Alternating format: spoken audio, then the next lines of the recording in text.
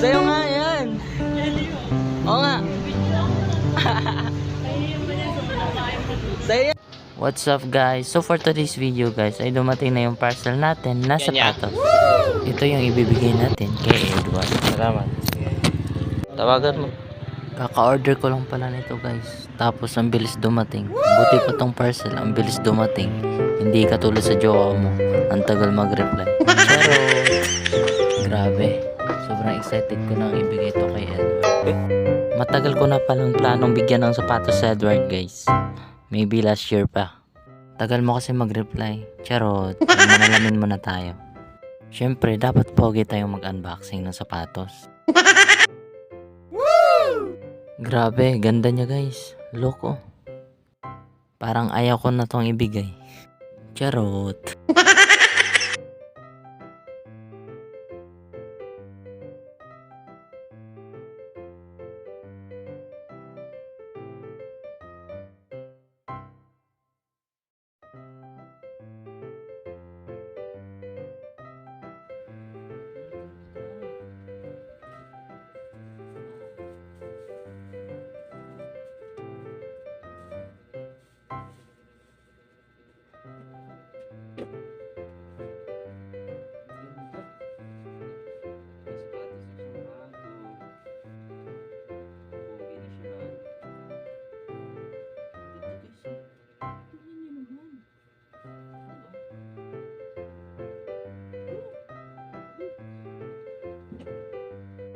Napaka-pogi guys, solid.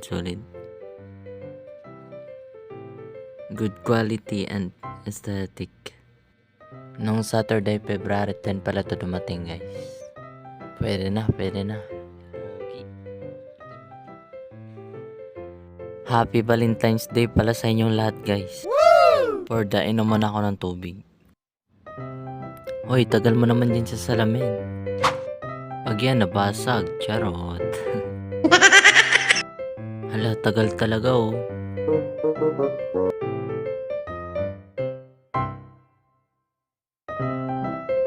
Kung sino pala yung naghanap ng makadate yan guys. Arat, available ako. Charot. Late mo na pala ito makikita. Kasi late ko na itong may upload. Sayang may kadate ka na sana. Naka-uniform lang pala ako para kunwari study first. Sabi kasi ni ma'am mag-red daw kaming lahat. Nakakatawa nga guys kasi 3 lang kaming naka-uniform. Gusto ko sana mag-red kaso wala naman akong kadate. Charot. Pero wala talaga akong masusuot na red na damit guys. Kasi ginawa ko ng pambahay. Sa sobrang ganda kasi ng damit, ayaw ko nang ubarin. Charot. Paalis na pala ako guys. Check ko muna yung sapatos. Grabe, ganda. Sa sobrang ganda nga guys, parang ayaw ko lang ibigay. Kaso naalala ko, hindi pala kasya sa akin.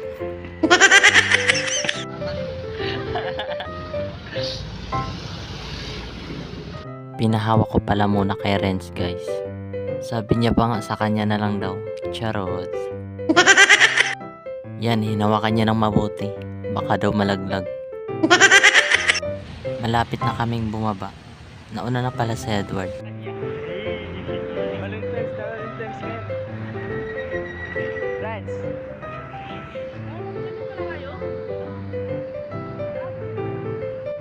Sa McDo pala muna kami nagtatambay bago pumasok sa school.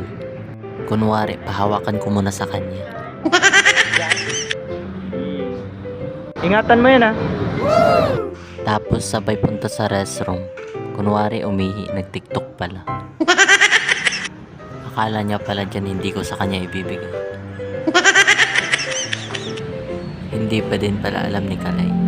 Parents ko palang sinabi. Tambay pala muna kami habang hinihintay pa si Kimot.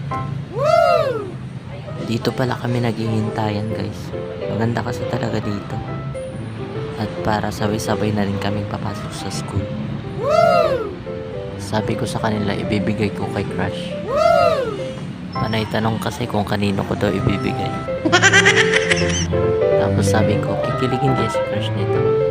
Ano kaya magiging reaction?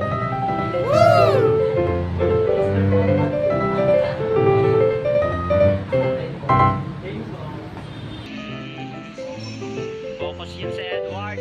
Oh. SS.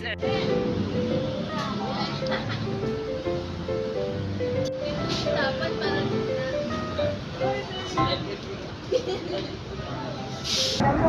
Idol. Para si Rene J, no? Rene J, Galawan.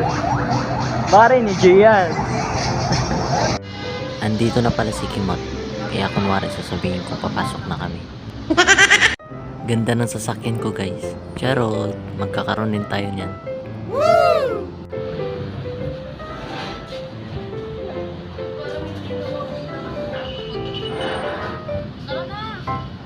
Tara.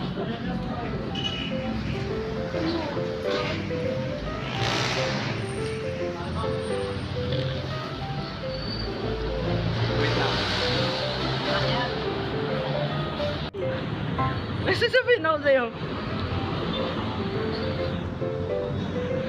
Pre, dali pre.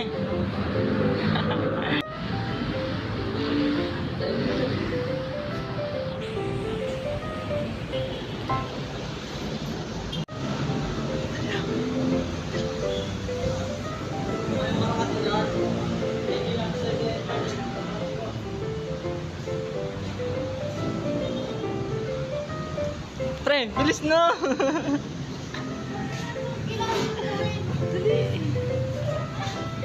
Ah! Ah! Ah! Sa'yo yan! Oo nga! Lang. Oo nga, check mo! Check mo nga! Sa'yo nga! Paano? Tara! Diba ito yung Ayaw sinabi niya mo pang na maniwala sinabi na mo? sa kanya.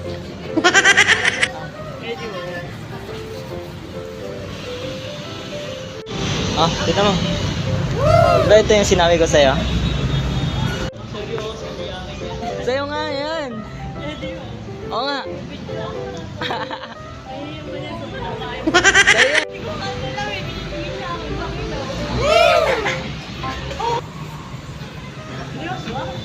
Oo nga! Hindi nila alam yan.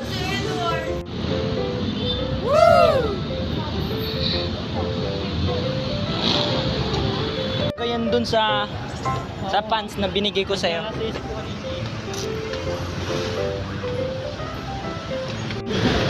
Oy, bakit?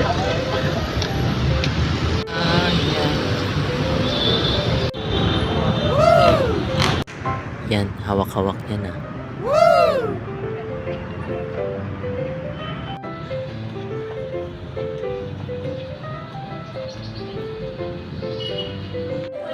Nasa room na pala kami.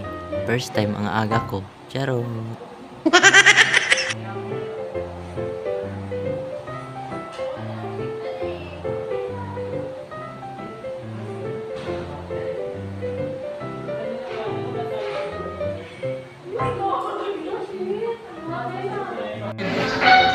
Seven?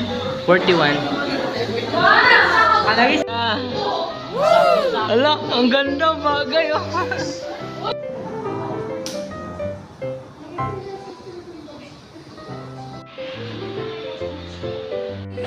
Hanggang dito na lang guys. Bye-bye.